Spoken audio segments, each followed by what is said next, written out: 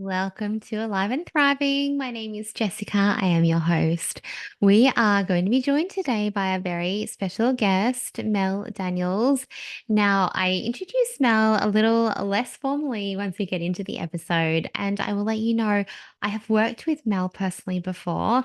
Mel has created for me a whole funnel within my business. I think it was maybe 2 years ago. She is absolutely amazing. So, Mel is a content marketing strategist, a speaker, a podcast host, and an author who loves to understand why.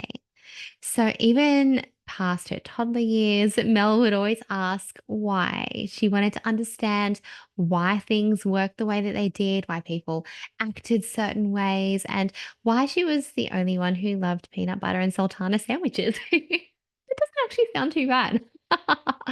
So Mel's curiosity led her on an extraordinary and interesting life journey from academic achiever to corporate leader to mum and now business owner. And Mel's purpose is to teach and empower women who want more from their business on how to use content in a powerful way. As she gives them the confidence that they need to become more visible, to be seen as the expert that they are, and to be inspired to take their business to the next level. So, when she's not talking about content and client journeys, you will find Mel cheering on her clients from the sidelines. Her other favorite hangouts are the kitchen and the gym. And luckily, the love of deadlifting counteracts the amount of baking she consumes. So, you can connect with Mel in our show notes. As you listen, I'm sure you are going to absolutely want to connect with Mel. Make sure you head over to her Instagram, Mel D Business, and let her know that's all one word, Mel D Business, and let her know what you've taken away from today as well. So, Mel has a book, The Power of Content. And as I am reading through this book, I have to say that it is just so beautifully and authentically written and so easy to consume. Okay. It is a really easy read, especially if you're someone like me who will put off the reading until you're too tired to keep your eyes open. Mel has the most valuable tips in this book. She shares her framework for creating consistent, purposeful content. And she also shares a really different view to creating content because let's face it, it's really easy to feel like content has taken over your life. It is easy to be like, what the hell am I going to post at the moment? To just post for a purpose, for a presence, sorry, rather than a purpose. Mel is going to take the overwhelm out of all of that. If you are a solopreneur, and even if you don't have a business, this is such a great episode because we speak about authenticity. We speak about finding your unique strengths. We speak about all of these things that you've probably heard me talk about as a broken record, but how you can actually take all of this and place it into your content so that you are not even looking at content as a strategy, but it's just something that really flows through you and it should feel relatively easeful. And a part of that is being able to find a purposeful process that is going to support that, understand your archetype. Mel's going to talk about different archetypes of ways that of who you are for creating content. So understanding your archetype, there is a quiz in the notes. Understanding an actual strategy that is going to support you and your unique archetype, that's really important because we are not about cookie cutter strategies here. So let's welcome Mel into Alive and Thriving. You're listening to Alive and Thriving with Jessica Reed, the podcast that's all about empowering you to achieve optimal wellness and success through self-care, holistic practices, and raw conversations. Jessica and her expert guests are here to share powerful insights and strategies to help you overcome stress and anxiety, take charge of your life, and thrive in life and in business. Grab a cuppa and let's dive in. Welcome, Mel Daniels, to Alive and Thriving. I am So excited to have you here today, Mel. This conversation, for anybody listening, is going to be absolutely epic, particularly if you are a soulpreneur who is feeling like content. Yes, this we're going to use the C word a lot today. Feels like content is something that you are drowning in and confused in and overwhelmed in. And Mel is going to save you from all of that. So welcome. What a way to start a podcast episode. Can I just say before we dive into the C word, Jessica, thank you so much for having me here today. I am just so honored and feel so blessed to be part of the Alive and Thriving community and to be a guest on your podcast. You are such a wise woman that has so much to share with the world. So just to be here in your presence, I'm just so excited. Oh, thank you. And likewise as well. Mel and I did some work together last year. Was it? No, it might have been the year before now. Gosh, she helped me build out a funnel, emails, and so I've worked with Mel one on one, and I can attest to just how brilliant she is. I've been to, I think, a few of your free masterclasses and things too. And I have sitting here right on my desk your book as well. So we're going to talk about all those things today. But So much to cover, so much to cover. can you start by telling us, Mel, a little bit about your journey into how you actually started doing what you actually do now? Like, how did you end up here? Yeah, oh my goodness, that is such a great question. And there is a long answer, but there is also a short answer. So I'll give you like the short version. I look at my working life in three different phases. So there was the corporate phase, there was the full-time mum phase, and then the entrepreneurial phase. And I have honestly loved every single one of those phases of my life. There has never been a moment where I wish I could go back to something or wish I had something that I had in the past. I just loved in the moment being a part of that phase of my life. So I absolutely loved my corporate career. I worked with some amazing people doing an amazing work for a bank, funnily enough. And I was there for 11 years. So from the moment I left university to when I had my first child, that was my role. And I absolutely loved everything about it. And when I left to have my first child, I had every expectation of going back to that role. That was what I had in my mind because I loved it so much. But the universe had other ideas for myself and my husband and our newborn baby. We up and left Sydney to go to London for a few years. He had a job opportunity there. And unfortunately, or fortunately now I look back on it, I had to resign from my job. So I knew that I couldn't go back to that exact job. So I just really embraced full-time mum life in London, where I had my second child as well. So gradually they got to an age where we were thinking about starting school, etc. So we came back home to Australia. And I guess when they got to an age of about 7 and 5, it might have been 8 and 6, they're at that beautiful age where they are independent enough to do things for themselves, but they still need you around. They still need you there to guide them in their daily life. So I knew at that stage that it was time to do something again for me. But I knew that I wasn't going to go back to a corporate role simply because my values had changed. My life had changed. My perspective had changed. My purpose had changed. My vision had changed. All of those things had actually changed. So I knew that I wasn't going to go back to a corporate life. So what was it that I was going to do? At that time, once again, the universe works in mysterious ways. I had a friend who was a lawyer who was looking for someone to help them out. So they were a solopreneur. So I just went and helped her out a couple of days a week. And I soon saw how women in particular who were solopreneurs really did need that ad hoc support, someone that they could trust, someone they knew that they could rely on to be able to help them advance their business when they needed to, but obviously not necessarily have the have a full-time employee or have that commitment to something that was a little bit more casual. So from that stems my virtual assistant business, and the rest, they say, is history. And how long ago was that? Probably about 8 years ago now, actually. Wow. Yeah, 8 years.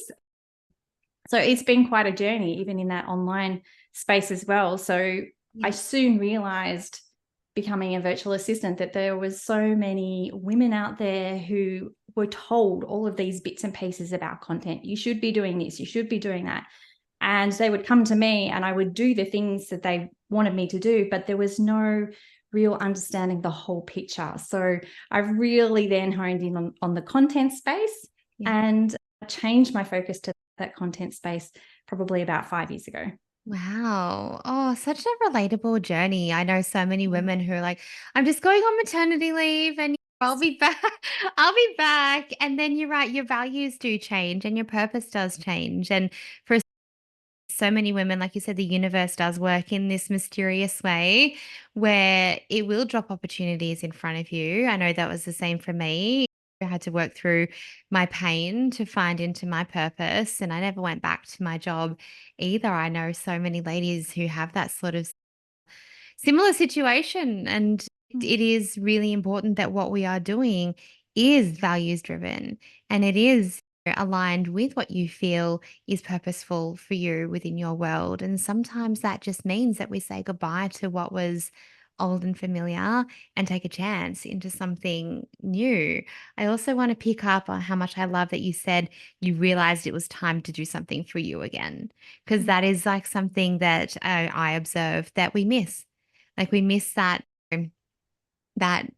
calling sign and we end up just starting to feel lost and disconnected instead, because it's like, yeah, it is actually time for me to find something for me, something to keep, like something that is just for me, something to give me a deeper purpose. And I love how your business has integrated now into this really specific niche of content.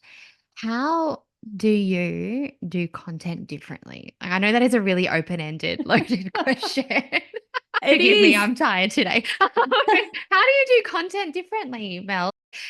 I'll just say from my experience and what I love so much about what I have seen from you and what I've experienced working with you, and also from what I've read of your book so far too, is that it is so aligned with everything that we talk about here on this podcast, which is values driven, strengths led.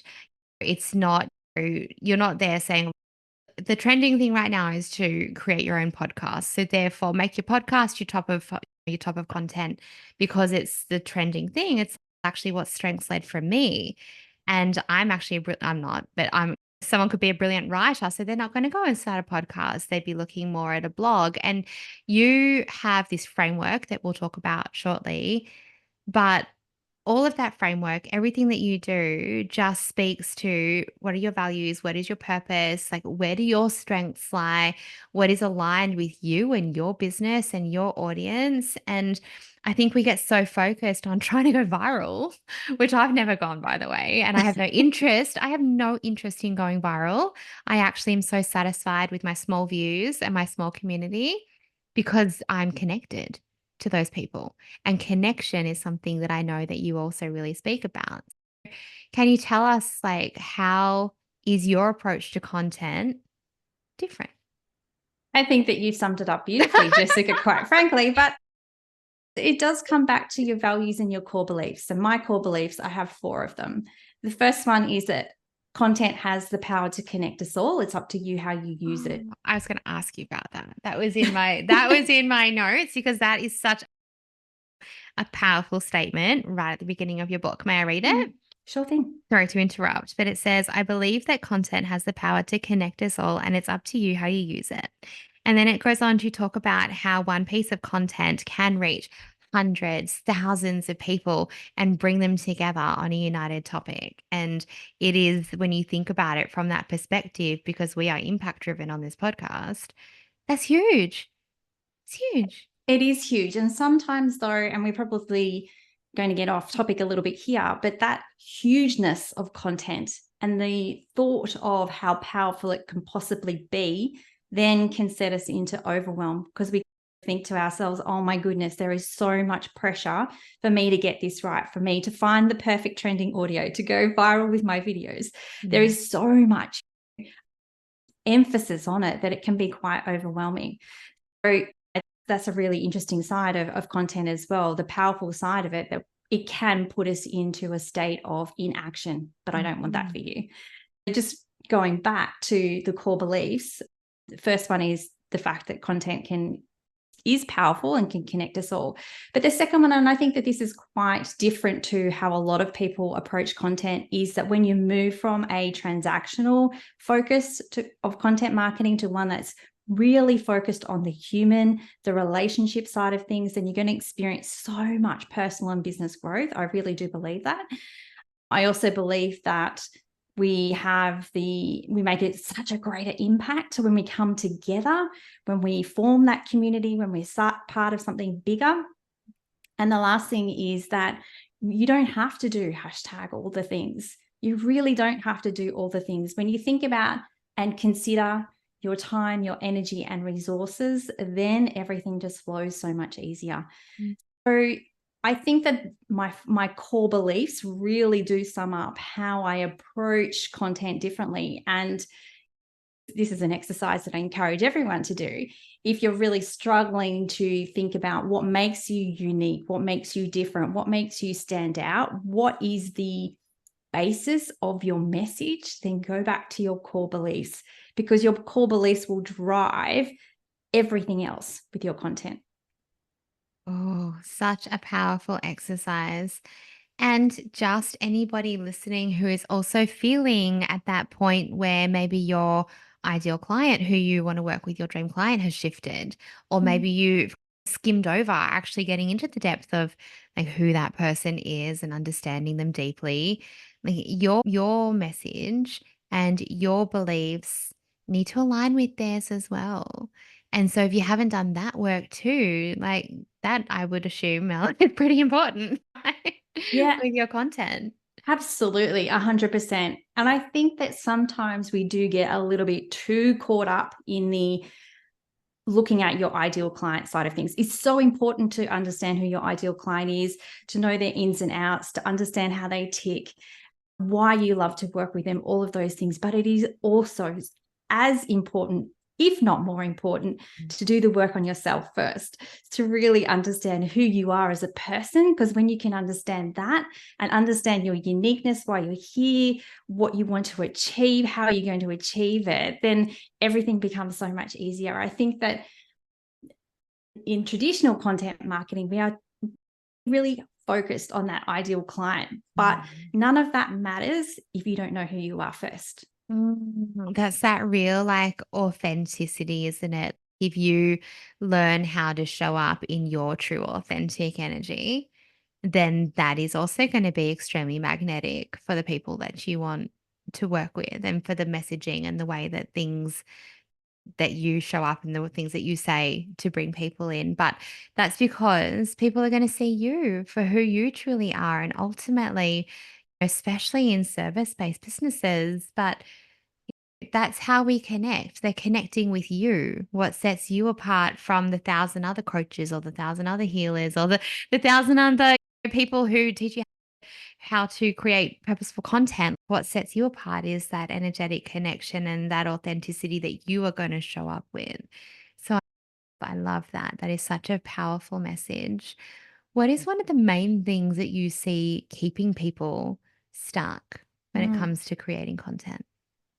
I think there's two main things really that gets people stuck with their content creation. And the first is how you've been taught content marketing in the first place, and it doesn't sit well with who you are as a person. We talk about impact-driven entrepreneurs and being values-driven, and that's very difficult when you are taught traditional content marketing methodologies. That is the very sales-oriented, very push, very transactional based, and the traditional sales funnel, which I do talk about in my book. But those ways of marketing don't sit well with you. So I think that's the first thing. And the second thing is really coming back to the core beliefs and the messaging. And your message doesn't feel right. It doesn't feel aligned to who you are. And that may be for a couple of reasons. It might be that you're trying to create a message from a formula, or you're trying to create a message that you think will attract your ideal client, rather than, once again, understanding who you are as a person and thinking about your message from that perspective, what you want to give to the world and how you want to show up and what makes you different, rather than what does my ideal client need to hear in order to buy from me. It's similar, but just a slightly different perspective. Because when we come from a perspective of looking at ourselves first, then we are truly leaning into what lights us up. And when we lean into what lights us up, as we all know, then that energy that we bring to what we do and what we love is so different. And it's that beautiful energy that will eventually attract your ideal client into your world. So yeah, it's just switching your perspective a little bit there. Yeah. And is that what you call your heart first process? And I don't particularly mention this in the book, but I really encourage people to look at content from a holistic perspective. So we think about our health and our wellness from a holistic perspective. It's not something that we come to our businesses, our content from a holistic perspective. And by holistic, two different perspectives. And the first one is thinking about your whole content ecosystem. What are all the different bits and pieces that you want to show up with or by doing? But second of all, and this is the most important, I think, is understanding that it is about heart, it's about mind, and it's about soul. So we're thinking about what are our personal preferences, what are our strengths and our uniqueness, and that's the heart side of things. And then moving into the mind, what's that strategic way I'm going to connect with the people that I want to connect with, and what are those purposeful processes that I have in place in order to make it easy for me in the way that I like to create content. And then the last part is soul, which is about creating meaningful content and connection that really inspires others to be the best that they can be as well. So when we think of content from a holistic perspective, heart, mind, and soul, I think that we approach it quite differently, rather than thinking about the formulas. What are the steps? What are the things that I have to do? What are the boxes that I have to tick in order to make content successful, whatever that looks like, whatever successful content looks like? How can I change that? How can I change that box ticking exercise to one where I get to connect with heart, where I get to actually use my whole being in order to, I just think that this is so amazing that every single person listening to this podcast, whether they have a business or not, are on this earth for a reason. They are here to teach, to inspire, to impart their wisdom on others, and grow as human beings, and also grow the collective as well, the collective community. And I just think that's such an inspiring way to come to your content, rather than one that's really tick the boxes hard and heavy. And I think that is another real reason why we get stuck, because we think that we need to follow a particular formula. And when we don't, or we do follow the formula and it doesn't turn out how we think that it should have turned out, because the expert told us that if you do X, Y, and Z, then this will be the outcome that you have. When we change that approach, it just becomes a different energy. Love that so much. Can we circle back for a moment? You spoke about the marketing ecosystem. Yes. Just for those who are not actually sure what that means, I know I've met a lot of people who think that their content is purely just their social media. Can you just explain a little bit more about what a holistic marketing ecosystem actually is?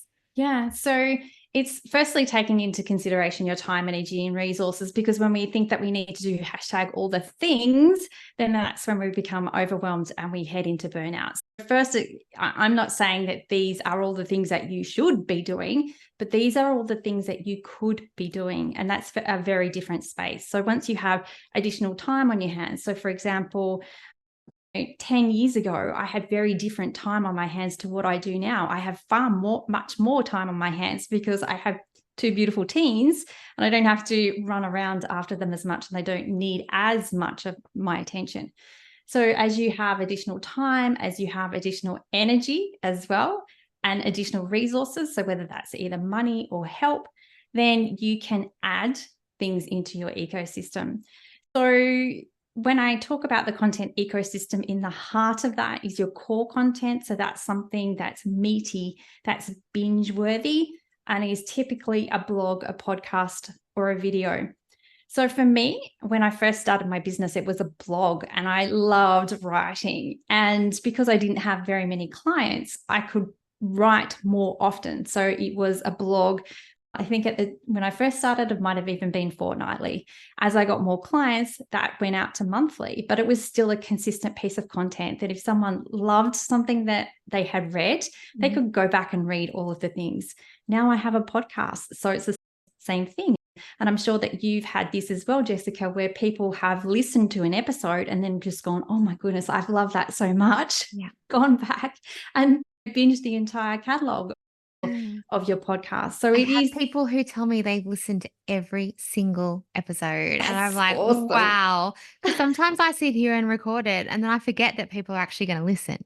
Like it gets uploaded, it gets edited, all those things. And like you do, I do. I forget that people are actually going to be listening to this. And so to hear that, or to hear someone say something like, oh, I listened to that episode and you knew exactly what I was going through and now I want to work with you. Just that one person making that difference, that impact, it's really powerful. It's pretty special. It's pretty Yeah. special. So yeah, so the blog, podcast, or video is in the core part of your content ecosystem, and then everything else can stem from that. So other types of content that you can have include things like your social media, and there are so many different platforms that you can be on, as we all know. Email marketing as well, and your website is also a part of that as well. So lots of different ways that you can communicate with your ideal client and take them on this journey of not knowing anything about you all the way through to becoming that raving, paying fan of yours. And we use different types of content at different stages of the client journey to help move them through. So we all know that the more touch points someone has with us, the more likely they are to purchase from you. It ranges from 7 to 30, whoever you listen to, how many times someone... I've heard some different advice. Yes. So let's just say it's quite a few. It's quite a few touch points. So the more places that we are and the more opportunities that they have to interact with us, whether it's just consuming content or replying to us or having a message between the two of you, the more opportunities that they have, the quicker that they'll actually go through that client journey with you and become a client at the end of it. So it's just thinking about, how can I leverage my strengths in order to create the best bingeable piece of content that I can? And then how do I leverage my mind? How do I leverage the purposeful processes to make it so much easier for me? Make it easier to turn up on socials, to create emails, all of those different things. And just going back to that time, energy, and resources. I started out emailing my email list once a month, and then it became fortnightly as my processes got better. Now it's twice a week. So it's all about having something to say and then having that framework around you to actually support you to create the best content possible. Yes. I want to ask questions about framework in a moment, obviously without giving away everything, because we want people to go and read the book or join Mel's membership. Or if you're in the mastermind, then Mel is going to also come and grace us with some wisdom in June as well. But I wanted to just ask you, I get asked a lot by some of my ladies, like when they are planning where to be on socials, like how they really discern where to best place their time and energy. And so what advice would you give to someone who doesn't have the resources to be everywhere or to be repurposing every video onto every different platform? What advice would you give to someone on how they can actually discern what is the best platform for them to focus their time and their energy, their, their time resources, their financial resources? What would you say? I think there's two sides of this, and just like powerful content, it has two sides. It's the who and the you. So where are your ideal clients actually hanging out, and what caters to your strengths? So there's no point being on TikTok if your ideal client isn't on TikTok, but also if you don't enjoy creating videos. Like, that's hard work creating content that you feel so much resistance to do. There is a difference between the resistance because you're out of your comfort zone and resistance because something doesn't align with who you are and your Yeah. personality, your strengths. But having said that, there's no point creating something that doesn't feel easy for you, because, oh my goodness, I don't want content creation to be difficult, hard for people. I want it to be so easy. So let's start with that, understanding the strength side of things. So that's the first thing, understanding where your ideal client is. The second is what you actually love to do. The third, and this is probably something people don't think about quite so often, is what's your objective? Why are you even on social media? What's the Mm. intention that you have? I love that question because I see so many people posting content that I feel like this isn't my clients. I feel like, because if I notice it in them, I will tell them. It's you are literally just posting for the sake of posting. And you can feel that. You can really see that if someone is just posting for that presence rather than actually posting for that purpose and not knowing their end objective. Mm, What do you actually like? What purpose does that platform hold for you? I know for me in my business that my stills and my reels, like my grid, my reels hold a different purpose for me to what a lot of my stills do, to what my stories do, because I understand why and how I'm using those within my marketing ecosystem. Like my stories is more for that intimate, or let's drop the links in, and reels I use more for getting new people into my world. Like I understand that purpose though, which means that I create for that purpose. Yeah. love it. And it is about intention in terms of purpose and intention in terms of what you actually want to get out of it, or what Yes. you're hoping to actually achieve. Yeah. And if we're thinking about social media in particular and that client journey, you mentioned about posting content for content's sake. But if we think about what's the purpose of our content, the purpose of our content is to showcase who we are, but Mhm. also to move our ideal client through that client journey. Yeah. So if we can create content that helps move them through not knowing anything about us all the way through to becoming a client, we think about the connection. What's our content that connects?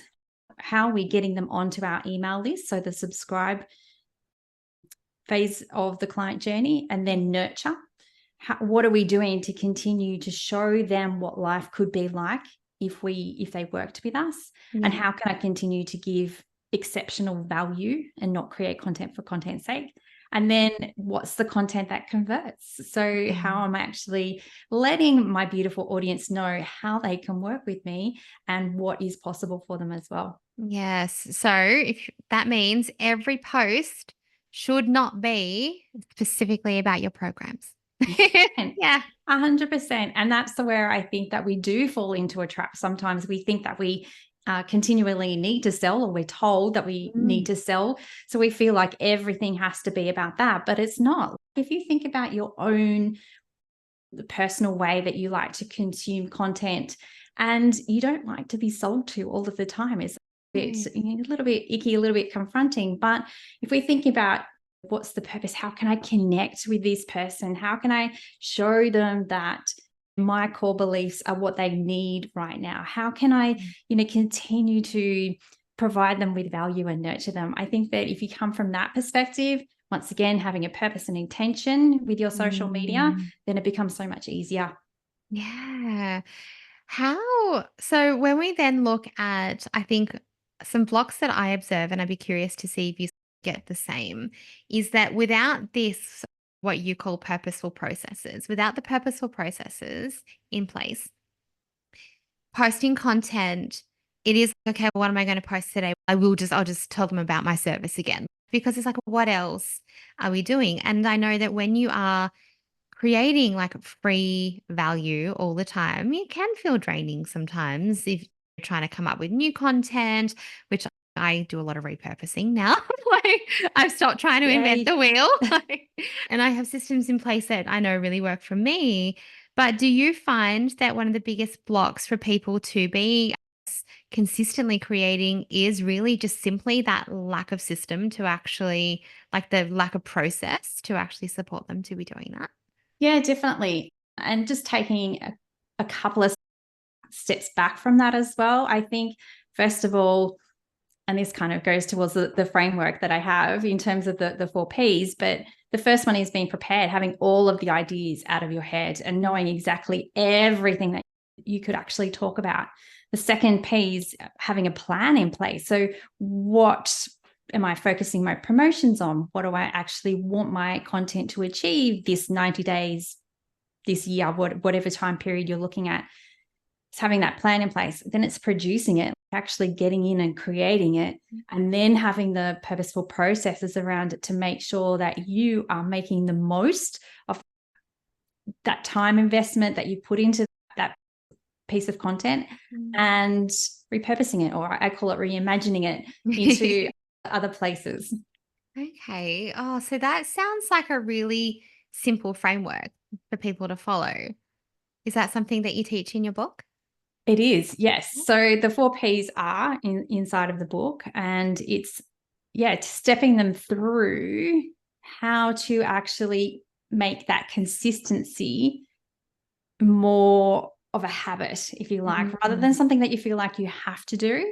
Yeah. Making it feel like something that's easy and very achievable to do. And once again, if we think about all of these 4 Ps in a way that really aligns with our strengths. So not everyone loves to plan. So I have 4 different archetypes when it comes to content creators: the planner, the free spirit, the collector, and the observer. So we're all different. We are all different people, and we love to create differently. So the people who I look at as free spirits are those people who love to just create in the moment when they feel called to, when they're inspired. But that's the only time that they create content, when they're feeling in the flow.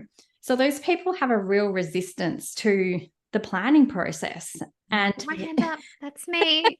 That is me. That is me. I get around that by if I have a creative pull to create something. So for me, I look at that from a human design lens. Like I am a responder. And if I'm not in response to something that I'm trying to initiate, and initiation for me doesn't work very well, I get nowhere. It's frustrating and I won't create. I will just go radio silent instead because it's like there's a wall in front of me and a big empty space in my head. And so what I do is if I am inspired to create something, but it's not the time within my week or so that I have allocated to create, then I'll screenshot it, or I'll write it down, or I'll Slack voice note it to myself. And then it just goes and it sits there. And I've already had the response. So then it's like I can come in and I can just then tap into that creativity that I've had in the moment. But that saves me going radio silent because I'm not in that creative motion. And so I use Notion for my content planning, and I have a list, and that list is here's all the things that I've had a response to outside of my content creation time. And then I can go in and be like, yeah, we'll enhance this one now, or we'll copy that transcript and get AI to make it sound better, or send it off for my VA to create some graphics. But that saves me. Anyway, so sorry to interrupt about the archetypes, but I just wanted to say that one's me. And if you ever see me go silent, it's because I've not done any planning. If I do plan, it's based on things I have had a response to already. For example, June is mapped out in a space of topics for each day because I'm in launch, but I've not necessarily written all the captions and everything. But I've got the topics to respond to. And then I could be like, actually, talk about that one today. I'm going to talk about this one today. And I can swap them over. That's about the extent of what my planning goes. My VA loves it. And you know what? This is such a perfect example, Jessica. What you have just explained is just the best example you could possibly pull out of thin air. I think I might use you as Go for it. Please do. as an example in the future. But yeah, so the free spirits, there is just finding those ways to support yourself in those 4Ps. So the planning part of it might be like you just mentioned, that you have a framework and in place and you respond to that, you create in terms of that, or it's file it away, and or even create it in the moment but file it away for another time. There's lots of different ways that you can approach planning, so it doesn't have to be this big, massive, laborious thing that you sit down and spend a whole day or a whole week doing. It can be as simple as just putting high level ideas in place that kind of form a structure around where you're heading with your content and your offers. Yeah, that's just a perfect example of how we can use our strengths and the way that we love to approach life, our business, creating content in a way that makes it really easy and simple for us to create, and less resistance. As you said, that 100%. Wall is not there. Some of the best advice I was given a couple of weeks ago, because I'm all for now, how can things be simpler and easier? And it was one of my mentors, and she just said to me, just make some like Slack notes, because I voice myself in Slack because I'm a verbal processor. So that's why I like to coach in Slack as well, because you won't see me typing into a Facebook group. But so yeah, she said, voice yourself in Slack notes after a client session or after a mastermind session, and just the topics of things that you chatted about. And then literally, I just have been taking that, and that has been some of my most engaged with content recently, has literally been a summary, just a summary of what I spoke about in a private session or in the mastermind container. And that's it. Literally just sharing what I do, and really relatably, this is what we talk about. And that has been some of my most engaged content. Yeah. Another great example of how you don't have to create everything from scratch. No, like it doesn't have to be. It can be easy. It actually can be easy. Yes. Yes. Yes. You just have to let go of your addiction to struggle. Now there's a topic for a whole other I think so. Other episode.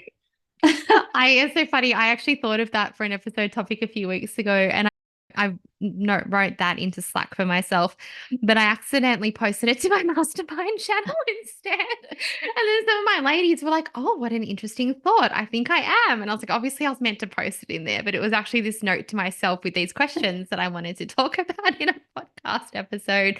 But it's true. And I know I've been there. Like, you think that you have a story that things have to be hard. It always has been hard. Maybe you're not used to actually sitting in a space of ease. And I'm not saying that business is always easy, because it is not, but there is a difference between that real uphill climb, clawing at the mountain to not fall off, and it's just being ski lifted up and it's a little bit bumpy. Like there is a big difference between those two things. That's an amazing visual. Oh, yeah. So the hypnotherapy, it's the hypnotherapist in me. And sometimes my metaphors do not work at all. My clients giggle at me. I'm like, I don't know if this one's going to work. Let's just see how this comes out today. But it is that difference. And so, yes, if things are not feeling at sometimes in ease, then maybe you are actually addicted to the struggle. And I would encourage you to look at that, and your content, like Mel sharing, there are simple frameworks, and maybe Mel's is going to be perfect for you, and maybe it's not. That's up to you to learn and decipher, because again, it's all about your strengths. Same way in the way that I mentor in business. Like, we are not here to offer you a cookie cutter strategy for you to just take and implement in your business, because it might be completely misaligned for you and for your strengths and for your unique skills and for your energy type and all of those things. So, but I really do recommend, though, because the principles that Mel's just spoken about, they can absolutely be very transferable, I would say, to most people's businesses. So I would absolutely recommend having a look at her book and just seeing, can this work for me? And can I just say, it is just so beautifully written in the meaning, it's just like you're talking to me. So yeah, I sometimes I go to read things and then I've got young kids and so I'm like, I'll read later. But and then I read and I'm like, oh, I'm too tired for this. But because it is just so simply written, it Mm. is just so real and so authentic. The book is just like Mel is speaking to you. So grab it, The Power of Content. If you're watching us on YouTube, you can see here, I grabbed mine from Amazon. I wanted to ask you, Mel, when people feel overwhelmed because they have this need for their content to be perfect. Mhm. Like I used to be the person who would record a reel 75 times because it was not. Do you think, because I've got my own thoughts on this, but do you think that people want perfection even in a high-end business, or do they want to see real? What would you say to people who are having that perfectionism actually stopping them from pressing publish on their content? This is a great question because it does happen so often. And I used to be exactly the same. I used to turn up with this very professional voice, and that's just not me. So I think, in answer to your question, when we being someone, trying to be like someone else or someone who we think we need to be, then that's just really hard work. So the moment that we can think and say to ourselves, do you know what other people think doesn't matter? It shouldn't matter. And I know that this is very easy for me to say, but I'm at a space now where I know that I don't really care what other people think about what I say, because I know that if I'm saying something that is aligned to who I am, goes back to my values and my core beliefs, then that's who I am. And if people don't like that, then that's okay. I'm not for everyone. And we They don't shouldn't be for everyone. We don't want to know. be for everyone. Very true. Very true. But if they don't align, or they don't understand, or they can't be open enough to shift their perspective or be open enough to different ideas, then they're not the people for me. So I would just, if anyone is in that space where they are thinking, I cannot hit publish, or I need to turn up looking a certain way or being a certain way, the moment that you can be yourself, it's going to be so much more easier, and you're going to attract the right people to your life who you love working with, which makes everything so much easier. So it's Oh, like, yes, this I big love that. circle. Make it easy. That's a topic of conversation that has been on as we record right now. It's the end of May. So this is what I've been speaking about in the podcast a lot recently, is all about the right people coming in because you are showing up more in your authentic space Mm. and speaking from yourself rather than doing what you think that you should be doing or speaking from a way that you think that you should be speaking. And that is just one gigantic block to the right people finding you. It really truly is. And then you wonder, why aren't these clients committed to themselves or to me? Or why am I chasing them to get them over the line? Or why am I being ghosted? Or why do they want to negotiate down on my prices and all of these things? And it's because there is a complete energetic misalignment because you have a mask on. And Mm. so you're attracting people into the space of the mask rather than the space. And I know that for a lot of people, allowing themselves to show themselves authentically is a big deal. And there is a lot of inner work that needs to be done for a lot of people in that, a lot of self acceptance, some inner child healing, depending on what their stories and their experiences are. But when you can do that, it's freeing. It really is.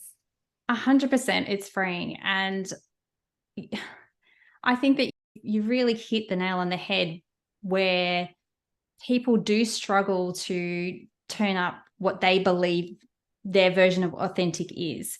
So for some people, authentic means sharing everything in your entire life, sharing absolutely everything. And that doesn't necessarily, relate to being authentic. Yes, if it relates to what you do, then share away. But you do not have to share every single part of your private and personal life in order to connect with someone. And I think that's great advice.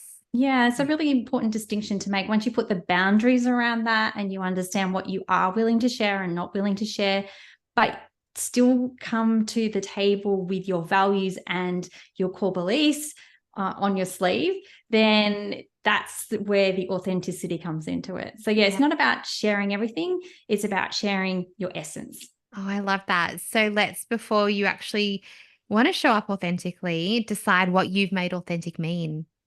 Yeah. And if you've made it mean something other than showing up infused with who you are and your core values and your essence, then you need to take a look at that meaning, because that is probably blocking you from thinking. I remember someone saying something about not wanting to share their story because they felt like they were being asked to share their life.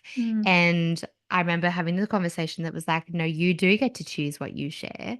Like, to connect to your audience and to show up authentically doesn't mean you need to just open book and share every single bit of your life. Anyone who listens to this podcast knows that I do share a lot. It has taken time to feel safe and comfortable to do that. But there are parts of my life I don't talk about.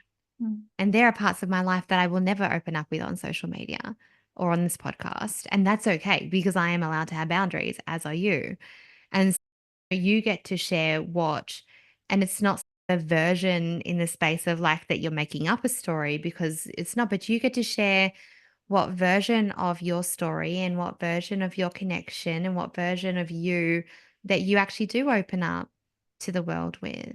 And that is fully within your discernment, like completely. Do you so for someone right now who is, okay, content is killing me. It feels like I spend my whole day on Canva and then I spend my whole day recording and my whole day creating, and it is all I do instead of working with people.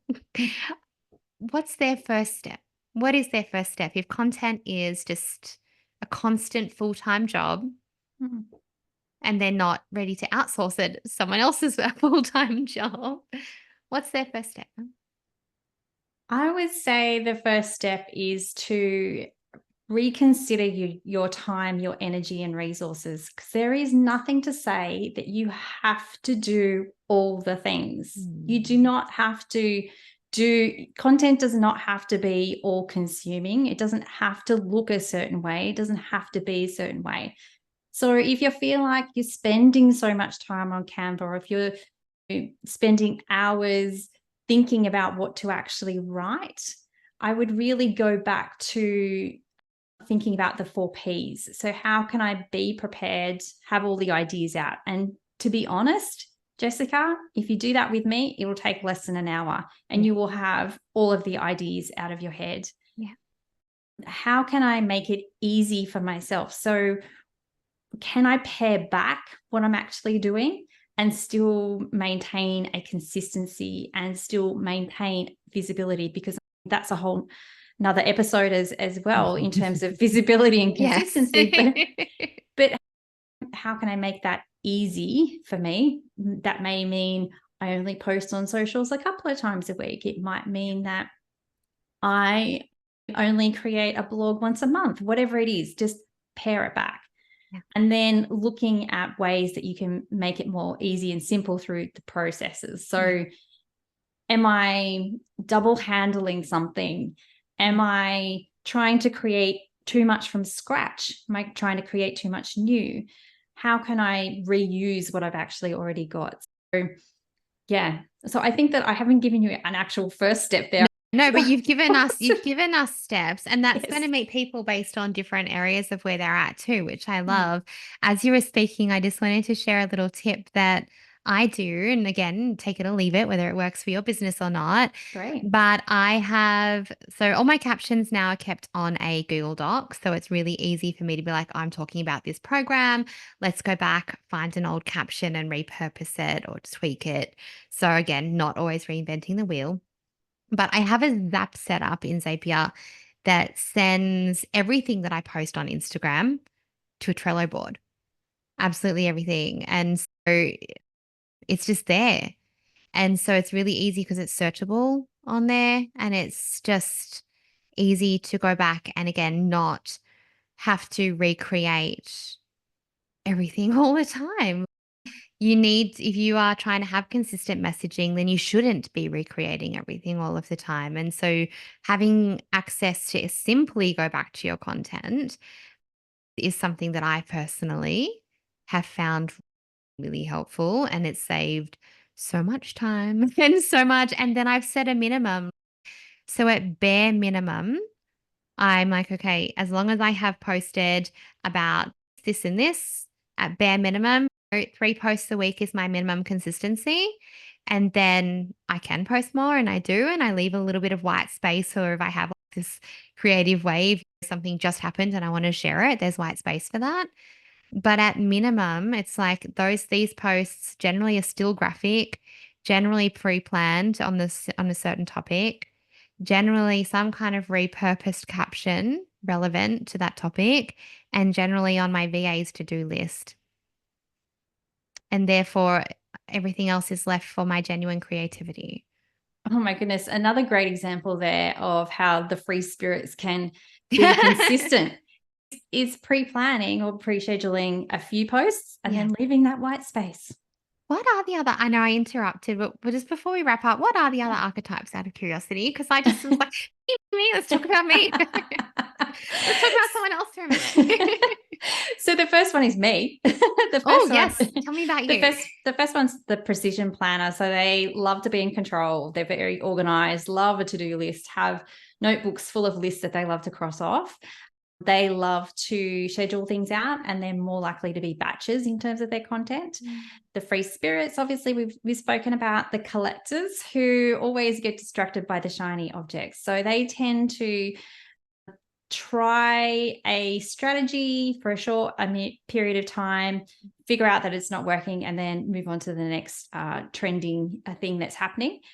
And then the last archetype is the observer, who tends to sit back and watch everyone else and see how things pan out before they actually dive in and decide to take up the latest trend or the newest system that's out there. So they tend to sit back. They're really good at what they do, but most of their work comes via referrals rather than being truly visible, as we know visibility on social media and other places. Wow. Okay. Go and dive into your archetype, because that's also going to help you to understand how to best prepare and plan by understanding yourself. Because again, just the whole message of everything, like everything is unique to you. Everything is strengths led. And in order to be strengths led, you need to understand yourself. 100%. So yeah, is there a quiz or something that they can take to find this archetype? There certainly is, yes. And I will make sure that the link, I give you the link so you can put in the show notes, Jessica. Perfect. Amazing. Mel, how can we work with you, and where can we find you? Oh my goodness. I love to show up on Instagram. I'm also on Facebook and LinkedIn. I have an amazing book that I've just published, The Power of Content, which I would love for you to go and purchase.